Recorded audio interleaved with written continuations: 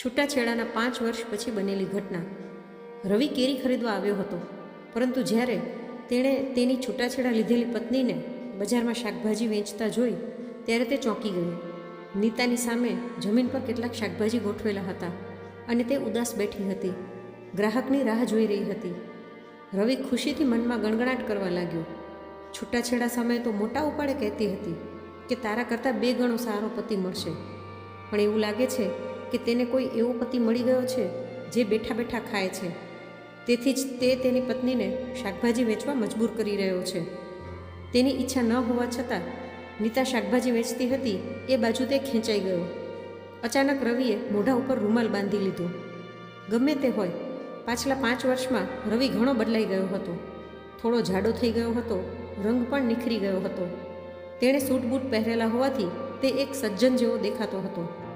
તેના ચહેરા પર રૂમાલ બાંધ્યા પછી તેને ઓળખવું અશક્ય હતું. જ્યારે રવિ નજીક ગયો ત્યારે એણે જોયું કે નીતા પાસે થોડા બટેટા હતા જે ગરમીના કારણે જૂના દેખાતા હતા. થોડા ટમેટાં હતા જે એકદમ તાજા હતા. કેરીઓ લાકડાના કેરેટમાં રાખવામાં આવી હતી. એના ઉપર સૂકું ઘાસ હોવાથી કેરી બરાબર દેખાઈ નહોતી રહી. થોડા લીલા મરચાં અને 4 થી 5 ટપકાવાળા કોબીના ટુકડા પણ હતા. રસ્તાની બાજુમાં જમીન પર ફક્ત એક ચાદર પાથરેલી હતી અને તેના ઉપર નાની દુકાનમાં માત્ર આટલી જ શાકભાજી હતી. રવિએ જોયું કે નીતા ખૂબ જ પાતળી થઈ ગઈ હતી. તેના ચહેરા પર બિલકુલ ચમક નહોતી. રંગ પણ ફિક્કો થઈ ગયો હતો. એકવાર તેને શંકા ગઈ કે તે નીતા નહીં પણ કોઈ બીજી છે, પણ તેના જમણા ગાલ ઉપર મોટો તલ જોયા પછી તેને ખાતરી થઈ ગઈ કે તે નીતા જ છે.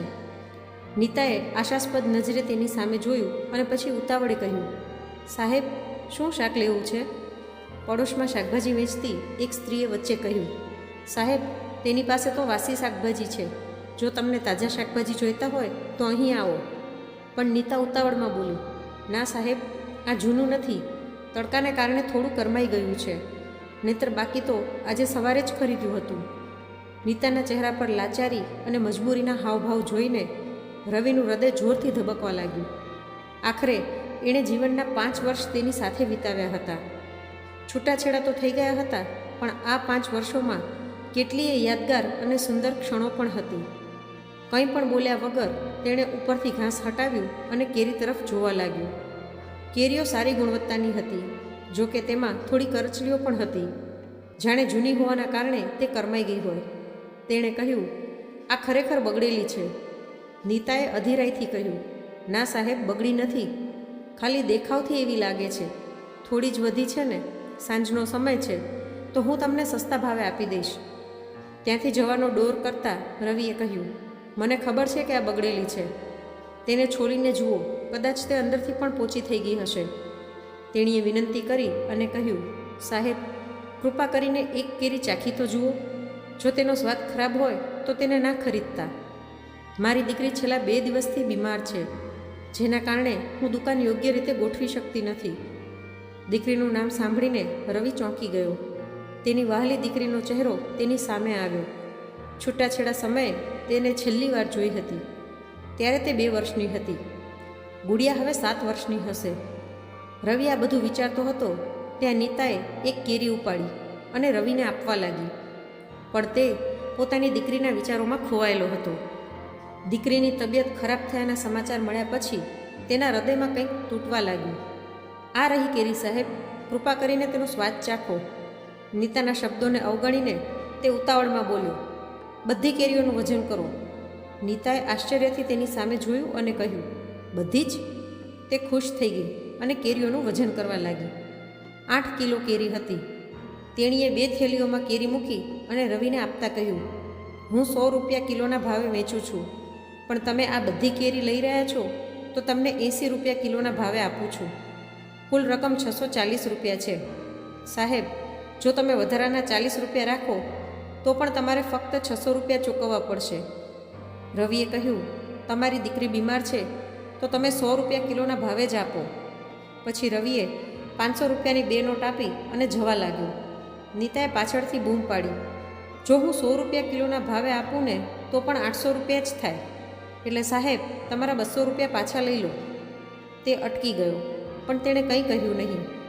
નીતા ઊભી થઈ નજીક આવી અને બોલી, મને ભિક્ષા નથી જોઈતી સાહેબ. મેં દુકાન એટલા માટે જ ખોલી છે કે મારે ભીખ ના માંગવી પડે. રવિએ કહ્યું, શું તમારા પતિ કંઈ કરતા નથી? નીતાએ તેના હાથમાં 200 રૂપિયા મૂક્યા અને કહ્યું, સાહેબ, મારા પતિથી 5 વર્ષ પહેલાં જ મારા છૂટાછેડા થઈ ગયા છે. તે ચાલ્યા ગયા. પછી ચાલતા ચાલતા તેણે કહ્યું, તમારા પતિએ તમારા જેવી સ્વાભિમાની સ્ત્રી સાથે કંઈક ખોટું કર્યું હશે, એટલે જ સંબંધ તૂટી ગયો. એટલે નીતાએ જવાબ આપ્યો, ના સાહેબ, મારા પતિ સારા હતા, બસ એટલું જ કે એ સમય ખરાબ હતો. હવે રવિ પોતાની જાતને રોકી શકતો નહોતો. તે ઝડપથી ત્યાંથી પોતાની કાર તરફ ગયો અને પાછળ ફરીને જોયું તો નીતા પોતાની દુકાન બંધ કરી રહી હતી. કદાચ તેણે દિવસભરની રોકડી કમાઈ લીધી હશે. નીતા અંધારું થાય તે પહેલાં ઘરે જઈ રહી હતી. રવિને તેની પાછળ જવાનું મન થયું, જેથી એ જાણી શકે કે તે ક્યાં રહે છે. જો કે રવિને ગુડિયાને જોવાનું મન પણ હતું. ઉપરાંત નીતાએ બીજા લગ્ન નથી કર્યા એ સાંભળીને મનમાં ખેંચાણ પણ અનુભવવા લાગ્યો. જ્યારે નીતાએ બાકી રહેલા શાકભાજી એક બોક્સમાં રાખ્યા અને ઘર તરફ ચાલવા લાગી, ત્યારે રવિ બિલ્લી પગે પગપાળા તેની પાછળ ગયો. તે નીતાથી અંતર રાખીને ચાલી રહ્યો હતો, જેથી નીતા એને જોઈ ન શકે. રવિના મનમાં એક પ્રશ્ન વારંવાર ઉઠી રહ્યો હતો કે નીતા આ શહેરમાં કેવી રીતે આવી? તેના માતા પિતાનું ઘર દૂર એક ગામમાં હતું. ત્યાં તેના 2 ભાઈઓ હતા. છૂટાછેડા વખતે તો કહેતા હતા કે અમારી બહેન અમને ભારે નહીં પડે, તો એના ભાઈઓએ તેની બહેનને એકલી કેવી રીતે મૂકી દીધી? જોકે નીતાના જવાબથી રવિને પણ ખૂબ જ સાંત્વના મળી કે મારા પતિ સારા હતા સાહેબ, બસ દિવસો ખરાબ હતા. ચાલતા ચાલતા એ વિચારોમાં ખોવાઈ ગયો. આજે પણ નીતા તેના વિશે ખરાબ નહોતી વિચારી રહી. અચાનક ચાલતી વખતે રવિનું હૃદય લાગણીથી ભરાઈ ગયું. એની આંખોમાં આંસુ આવી ગયા. તેને યાદ આવ્યું જ્યારે એક રાત્રે નીતાએ કહ્યું હતું, તમે ફક્ત મારા સ્વાભિમાનનું રક્ષણ કરજો, હું તમારી સાથે રહીને બધું સહન કરી લઈશ. અને તે પત્નીના આત્મસન્માનનું રક્ષણ પણ કરી શક્યો નહીં. રવિની ભાભી તેની સામે જ નીતાનું અપમાન કરતી હતી. તે શાંતિથી ઊભો રહ્યો અને યાદો તાજી કરતો રહ્યો. નીતા એક સ્વાભિમાની સ્ત્રી હતી. તેને કોઈ પણ કારણ વગર નમવું ગમતું નહોતું. એટલા માટે તે તેના માતા પિતાના ઘરે આવી. તે પછી રવિએ ભાઈ ભાભીની ચઢામણી હેઠળ તેને છૂટાછેડાની નોટિસ મોકલી. તે પોતાના ભાઈ અને ભાભીનો ખૂબ આદર કરતો. એટલા માટે તે પોતાની પત્ની કરતાં પોતાની ભાભી ઉપર વધારે વિશ્વાસ કરતો હતો. નીતા સાથેના તેના જીવનના પહેલાં 3 વર્ષ ખૂબ સારા રહ્યા, પણ ચોથા વર્ષે તકરાર થવા લાગી. જ્યારે પણ ભાભી કોઈ કારણસર ગુડિયાને થપ્પડ મારતા, ત્યારે નીતાને તે બિલકુલ ગમતું નહીં. આ મુદ્દા ઉપર વિવાદ વધતો જતો હતો. સંઘર્ષ અને અપમાનના કારણે નીતા અલગ થવા માટે દબાણ કરી રહી હતી, જે રવિને બિલકુલ ગમ્યું નહીં. બીજી બાજુ રવિના ભાઈ અને ભાભી નહોતા ઈચ્છતા કે પૂર્વજોની દુકાનના ભાગ પડે. ભાઈ ભાભી બધું જ એકલા પડાવી લેવા માગતા હતા. રવિ દુકાનમાં તેના ભાઈ સાથે એક સરખી મહેનત કરતો હતો, પરંતુ જ્યારે પણ તેને અને નીતાને પૈસાની જરૂર પડતી, ત્યારે તેમને તેમની ભાભી પાસેથી પૈસા માગવા પડતા. નીતાને આ ગમતું નહીં. ચાલતા ચાલતા નીતાએ મેડિકલ સ્ટોરમાંથી કેટલીક દવાઓ લીધી અને પછી એક ગલીમાં ગઈ. રવિ ચોક્કસ અંતર રાખીને તેની પાછળ પાછળ જઈ રહ્યો હતો. ચાલતા ચાલતા તે શહેરની બહાર એક વસાહતમાં પહોંચી. થોડે દૂર ચાલ્યા પછી તેણે એક જૂના ઘરમાં પ્રવેશ કર્યો, જેમાં રૂમના નામે 2 ખંડેર જેવા ઓરડાઓ હતા. બહાર ચોકમાં 2 ખાટલા મૂકવામાં આવ્યા હતા. તેમાંથી એક ખાટલા પર ગુડિયા સૂતી હતી અને નજીકમાં એક વૃદ્ધ સ્ત્રી સૂતી હતી. રવિએ જોયું કે નીતાના આવતાની સાથે જ વૃદ્ધ મહિલા ઊભી થઈને બેસી ગઈ. જ્યારે રવિએ દરવાજાની તિરાડમાંથી વૃદ્ધ સ્ત્રીનો ચહેરો જોયો તો પોતાના સાસુને ઓળખી લીધા. તે નીતાના માતા હતા. હવે રવિની ગુડિયા પણ ઊભી થઈ ગઈ હતી. તે પહેલાં કરતાં ઘણી મોટી થઈ ગઈ હતી, પણ તે ખૂબ જ નબળી દેખાઈ રહી હતી. રવિએ તેના પર નજર નાખતા જ તેના હૃદયમાં પ્રેમનો ફુવારો ફૂટી નીકળ્યો. મન તો થઈ રહ્યું હતું, ઓ મારી નાની ઢીંગલી, આવ અને મને ગળે લગાવી લે. તે અધીરો થઈ ગયો અને લાંબા સમય સુધી ગુડિયા તરફ જોતો રહ્યો. તેની આંખોમાંથી આંસુ વહેતા રહ્યા, પરંતુ તેના તમામ પ્રયત્નો છતાં તે ઘરમાં પ્રવેશી શક્યો નહીં. રવિ થોડી વારમાં જ પાછો ચાલવા લાગ્યો. તેનું હૃદય ભારે થઈ ગયું હતું. તેને ભાભી ઉપર વારંવાર ગુસ્સો આવી રહ્યો હતો. ભાભીને લીધે તેણે પોતાના સુખી ઘરને બરબાદ કરી નાખ્યું હતું. છૂટાછેડા સમયે ભાભી કહેતી હતી કે તે જલ્દી જ એના ફરીથી લગ્ન કરાવી દેશે, પરંતુ 5 વર્ષ થઈ ગયા હતા. ભાભીએ કંઈ કર્યું નહીં. તે હજી પણ લાચાર જેવું જીવન જીવી રહ્યો હતો. તે આ શહેરમાં એકલો રહેતો હતો. અહીં તેના ભાઈએ એક દુકાન અને 2 બેડરૂમનું ઘર ખરીદ્યું હતું, જેથી વ્યવસાયને વધુ વિસ્તારી શકાય. રવિ એકલો જ તે દુકાન ચલાવતો હતો. ઘર પણ દુકાનની પાછળ જ હતું. એ ઘરમાં તે એકલો રહેતો હતો. ભાઈ અને ભાભી તેને પત્ની વિના રાખવા માગતા હતા, જેથી તે જીવનભર ના તો ભાગ માગી શકે અને ના તો તેના માટે કમાણી કરી શકે. તેનો ભાઈ દર અઠવાડિયે દુકાનનો હિસાબ કરીને બચતના રૂપિયા લઈ જતો. પણ કહેવાય છે ને કે ભગવાનના ઘરમાં મોડો તો મોડો પણ ન્યાય જરૂર મળે છે. ભગવાને એક સંયોગ બનાવ્યો હતો. છૂટાછેડા લીધેલા પતિ પત્ની બંને સંયોગથી એક જ શહેરમાં રહેવા આવ્યા. બંનેમાંથી કોઈએ હજી સુધી બીજા લગ્ન કર્યા નહોતા. કંઈ પણ થઈ શકે એમ હતું. હવે રવિ રોજ સાંજે નીતાની દુકાને જવા લાગ્યો. તે સાંજે મોઢા ઉપર રૂમાલ બાંધીને ત્યાં પહોંચતો અને ઘણું બધું શાકભાજી અને કેરી ખરીદતો, જેથી નીતા ગુડિયાને યોગ્ય રીતે ઉછેરી શકે. તેણે દિવસભર ઘણું વિચાર્યું, પણ ચહેરો ઢાંક્યા વગર નીતા સામે જવાની હિંમત ન થઈ. તે જે પણ શાકભાજી ખરીદતો તેમાંથી જરૂરી શાકભાજી પોતાના માટે રાખતો અને બાકીના રખડતી ગાયોને ખવડાવતો. થોડા દિવસો પછી જ્યારે રવિના ભાઈએ તેને હિસાબ પૂછવાનું શરૂ કર્યું તો બચત ક્યાં ગઈ, તો રવિએ કહ્યું, મેં ખર્ચો કર્યો. તો ભાઈએ ગુસ્સામાં કહ્યું, તે આટલા રૂપિયા ક્યાં ખર્ચ્યા? રવિએ હિંમત ભેગી કરી અને કહ્યું, એવા જ કોઈ કામમાં ખર્ચાઈ ગયા. ભાઈએ નારાજગી દર્શાવતા કહ્યું, આજ સુધી તે ક્યારેય ખોટો ખર્ચ કર્યો નથી. હવે તારે કઈ જવાબદારીઓ આવી પડી છે? રવિએ કહ્યું, ભાઈ, તું આટલો ગુસ્સે કેમ થઈ રહ્યો છે? મારું જ કમાયેલું છે એટલે મેં જ ખર્ચ કરી નાખ્યું. ભાઈએ ગુસ્સામાં રાડ પાડી અને કહ્યું, તને શરમ નથી આવતી? તું મારી સામે બકવાસ કરે છે? રવિએ નમ્રતાથી કહ્યું, ભાઈ, આ શબ્દોની લડાઈ નથી. મેં બરોબર જ કહ્યું છે. જો હું કમાઉં છું તો હું ખર્ચ પણ કરી શકું છું. તમે આ ઘર અને દુકાન ફક્ત મારા નામે ખરીદી છે તો તે મને આપી દો. તમારી પાસે એક મોટું પૂર્વજોનું ઘર અને દુકાન છે. અહીંની મિલકત કરતાં એની કિંમત વધુ છે. તમે પૂર્વજોની મિલકત રાખો અને મને આ નાનું ઘર અને દુકાન આપી દો. હવે હું એકલો રહેવા માગું છું. ભાઈએ કહ્યું, તું શું વાત કરે છે? શું હું તને એકલો છોડી શકું? અત્યારે મારે ઘણી ફરજો પૂરી કરવાની છે. હું તારા ફરી લગ્ન કરી આપીશ. હું તારો પરિવાર ફરીથી બનાવીશ. રવિએ કહ્યું, હવે મારી ચિંતા કરવાનું બંધ કર ભાઈ. તે અને ભાભીએ મને મારી પત્નીથી અલગ કરવાનો પ્લાન બનાવ્યો અને મારું વસાવેલું ઘર બરબાદ કરી નાખ્યું. હવે હું તારી યુક્તિ સમજી ગયો છું. રવિ બોલ્યો, મારા છૂટાછેડાને 5 વર્ષ થઈ ગયા છે. તમે મારા લગ્ન વિશે એકવાર પણ પ્રયત્ન નથી કર્યા, કારણ કે તમે નહોતા ઈચ્છતા કે હું ફરીવાર લગ્ન કરું. જો પપ્પાએ મરતા પહેલાં મારા લગ્ન ન કરાવ્યા હોત તો તમે મારા પહેલાં લગ્ન પણ ન થવા દીધા હોત.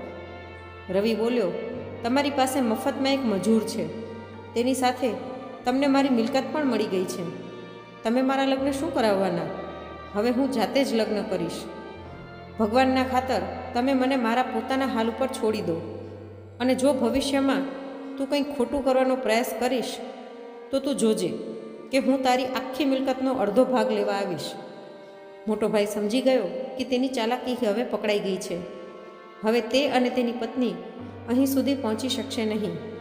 ખોટા સંબંધોનો મુખોટો ઉતરી ગયો હતો. તે પોતાના ભાઈનો હિસ્સો લેવા માગતો હતો અને પોતાના દીકરા માટે ઘણા રૂપિયા છોડી જવા માગતો હતો, પરંતુ તેનું સ્વપ્ન પૂરું થઈ શક્યું નહીં અને તે ચૂપચાપ પાછો ફર્યો. હવે રવિ આઝાદ હતો. ભાઈ ભાભીના ચંગુલમાંથી મુક્ત થયો. તે ખુલ્લા મનથી વિચારી શકતો હતો. તે નીતા અને ગુડિયાને ખૂબ જ મિસ કરી રહ્યો હતો. એટલે બપોરે નીતાની દુકાને પહોંચ્યો. તેણે જોયું કે નીતા આજે સારા કપડાં પહેરીને બેઠી હતી, પણ તેની આંખોમાં ચિંતા અને ઉદાસી સ્પષ્ટ દેખાતી હતી. નજીક આવીને તેણે નીતાને પૂછ્યું, તારી ઢીંગલીની તબિયત હવે કેવી છે? નીતાએ ઊંડી આંખોથી તેની સામે જોયું અને પછી કહ્યું, શું તે તમારી દીકરી નથી? અચાનક રવિને આઘાત લાગ્યો. મોઢા પર રૂમાલ બાંધેલો હોવા છતાં નીતાએ તેને ઓળખી લીધો. તેની આંખોમાં જોઈને નીતાએ કહ્યું, તમે રોજ એની તબિયત પૂછવા આવો છો, તો તેને મળતા કેમ નથી? શું તમારા ભાઈ અને ભાભીએ તમને દીકરીને ક્યારેય ન મળવાની ચેતવણી આપી છે? રવિએ પોતાના ચહેરા પરથી રૂમાલ હટાવી લીધો, કારણ કે હવે ચહેરો છુપાવવાનો કોઈ મતલબ નહોતો. તેણે આંસુભરી આંખો સાથે નીતા તરફ જોયું અને કહ્યું, હું ખરેખર તેને મળવા માગું છું. નીતાએ કહ્યું, તો મળો ને, મેં તમને ક્યારેય મળવાથી રોક્યા? મારી સાથે સંબંધ તૂટી ગયો, પણ મારી દીકરી સાથે નથી તૂટ્યો. રવિએ કહ્યું, તે મને કેવી રીતે ઓળખ્યો? નીતાએ કહ્યું, હું તમારી જીવનસાથી રહી છું. તમે મારી પાછળ જે રીતે ચાલો છો તેના પરથી હું તમને ઓળખી શકું છું. પહેલા દિવસે તો તમને ધ્યાનથી જોઈ શકી નહીં, પણ બીજા દિવસે મેં તમને ઓળખી લીધા હતા.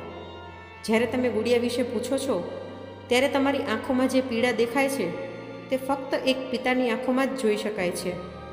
તમે તમારો ચહેરો છુપાવ્યો, પણ તમારી આંખોમાં તમારી દીકરીને મળવાની ઝંખના છુપાવી ન શક્યા. હું તમને ઘરનું સરનામું આપું છું, જાઓ અને તમારી દીકરીને મળી આવો. હું શાકભાજી વેચીને સાંજે જ આવીશ. રવિએ નીતા તરફ જોતાં કહ્યું, તું મારી સાથે આવને, પછી જ હું ગુડિયા સાથે વાત કરી શકીશ. જ્યારે આપણે અલગ થયા ત્યારે તે 2 વર્ષની હતી. તે હવે મને ઓળખશે નહીં. નીતાએ પોતાની આંખોમાંના આંસુ છુપાવીને પોતાનો ચહેરો બીજી તરફ ફેરવ્યો અને કહ્યું, મારી પાસે હજી પણ લગ્નનો આલ્બમ છે. તે તમને રોજ જુએ છે. તે તમને સહેજ પણ ભૂલી નથી. તમારા સામે જતાં જ તે તમને ઓળખી લેશે. રવિએ વિનંતી કરી, કૃપા કરીને મારી સાથે આવને. હું તારી સાથે અત્યારે જ ગુડિયાને મળવા માગું છું. નીતાએ કહ્યું, તમે ગરીબોના પેટ ઉપર લાત શું કામે મારો છો? આ ધંધાનો સમય છે. હું તમારી સાથે જઈશ તો બધો માલ વેચાશે નહીં. એટલે રવિએ કહ્યું, હું તને બધી વસ્તુના રૂપિયા આપી દઈશ, બસ તું મારી સાથે આવ, અને આજ પછી હું તને તકલીફ આપવા નહીં આવું. આ સાંભળીને નીતા ચોંકી ગઈ. તેણે કહ્યું, શું થયું? શું તમારી બીજી પત્ની તમને અહીં આવતા રોકી રહી છે? રવિએ ઉદાસ અવાજે કહ્યું, મેં બીજા લગ્ન નથી કર્યા. આ સાંભળીને નીતાના હૃદયને કેમ થોડી રાહત થઈ તે ખબર નથી, પણ તે રવિ સાથે જવા તૈયાર થઈ. તેણીએ પોતાની દુકાન બીજી મહિલાને સોંપી દીધી અને તેની સાથે તેની કારમાં નીકળી ગઈ. રસ્તામાં નીતાએ પૂછ્યું, તમે આ શહેરમાં શું કરો છો? રવિએ આખી વાત કહી. તેણે એમ પણ કહ્યું કે હવે તે કાયમ માટે અહીં જ રહેશે. રવિએ ભાઈ અને ભાભી સાથેના સંબંધો કાયમ માટે તોડી નાખ્યા છે એ વિશે પણ કહ્યું. નીતા વિચારવા લાગી, જો આ બધું છૂટાછેડા પહેલાં થયું હોત તો આજે એ બંને સાથે હોત. તમે લોકો અહીં કેવી રીતે આવ્યા? રવિએ પૂછ્યું. એટલે નીતાએ ઉદાસ થઈને કહ્યું, હું મારા ભાઈ અને ભાભી ઉપર બોજ બની ગઈ હતી. શરૂઆતમાં તો બધું બરાબર હતું, પણ પછી ભાભીઓએ પોતાનો સાચો રંગ બતાવવાનું શરૂ કર્યું. શરૂઆતમાં ભાઈઓએ મને ટેકો આપ્યો, પણ ધીમે ધીમે તેઓ પણ તેમની પત્નીઓની ભાષા બોલવા લાગ્યા. તમને તો ખબર છે કે મને ફેંકી દેવાયેલી રોટલી ખાઈને કૂતરાઓની જેમ જીવવાનું પસંદ નથી. હું અહીં જે ઘરમાં રહું છું તે મારા મામાનું ઘર છે. મામા વર્ષો પહેલાં અમદાવાદ શિફ્ટ થયા હતા. ઘર ખાલી પડ્યું હતું. ઘરની ચાવીઓ મારા મમ્મી પાસે હતી. એટલા માટે હું મારી મમ્મી સાથે અહીં આવી છું. ઘર જૂનું છે, પણ ભાડું આપવાની જરૂર નથી, તેથી તે મારા માટે સારું છે. રવિ બોલ્યો, શું હું તને કંઈક પૂછી શકું? નીતાએ કહ્યું, શું? રવિએ ડરતા કહ્યું, શું તને મારા જેવા મૂર્ખની યાદ આવે છે? તે ખચકાટ સાથે બોલ્યો. નીતાએ કોઈ જવાબ ન આપ્યો. તેણે પોતાનો ચહેરો બીજી તરફ ફેરવી લીધો. રવિ જોઈ શક્યો નહીં કે નીતાની આંખોમાં આંસુ આવી ગયા હતા.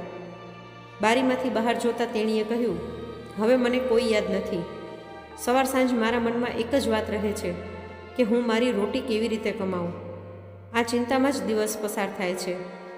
તેણીના જવાબથી રવિ નિરાશ થઈ ગયો. આખી મુસાફરી દરમિયાન નીતા રસ્તો બતાવતી રહી અને રવિ તેના બતાવેલા રસ્તા ઉપર ચાલતો રહ્યો.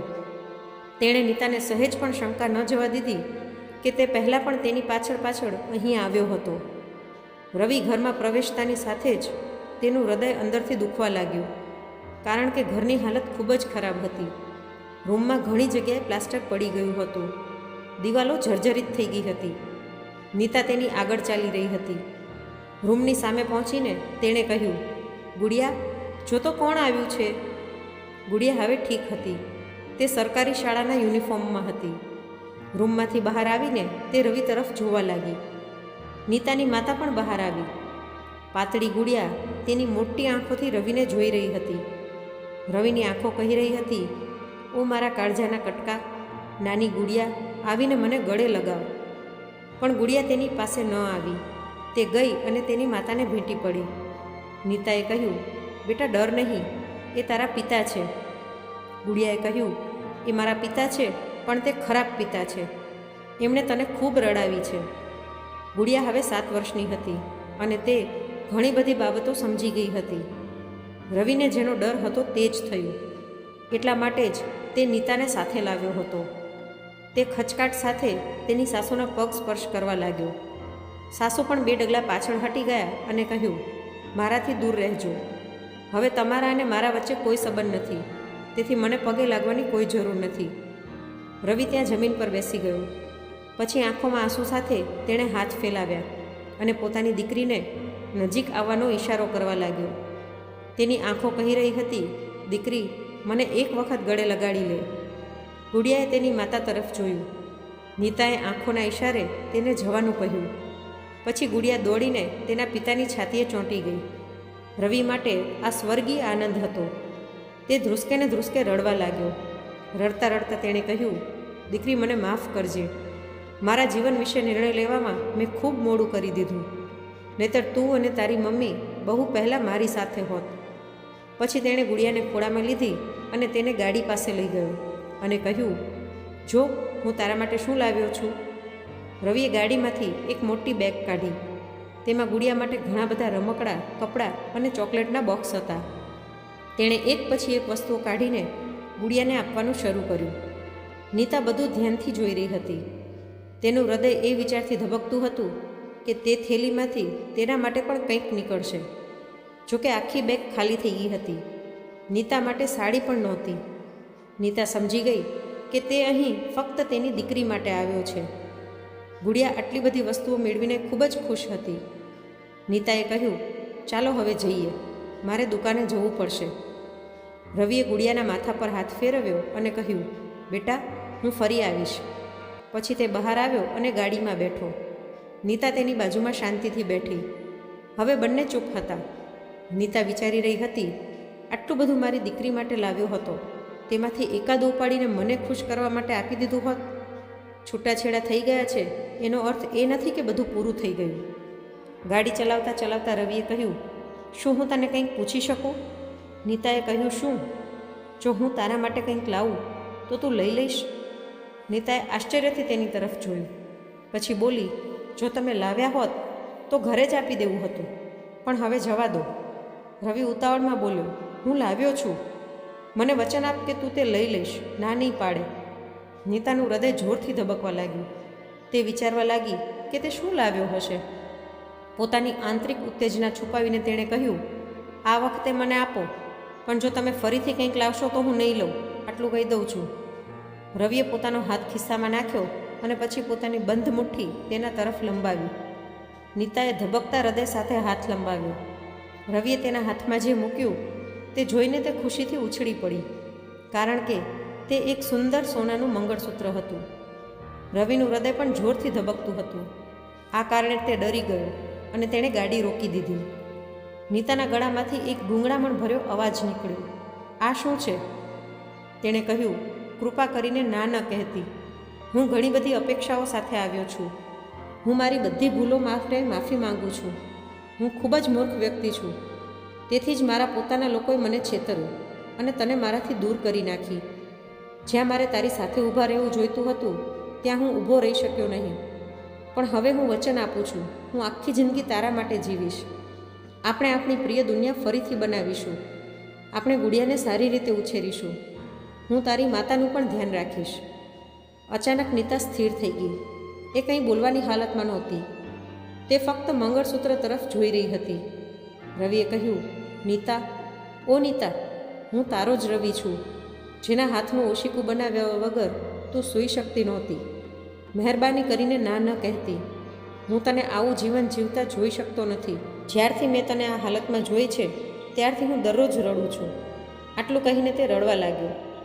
નીતાએ મંગળસૂત્ર મુઠ્ઠીમાં પકડી રાખતા કહ્યું, છૂટાછેડાના કાગળોનું શું થશે? હું તેને ફાડી નાખીશ. રવિએ રડવાનું બંધ કરતાં કહ્યું. તોય નીતાએ તેને મંગળસૂત્ર પાછું આપ્યું.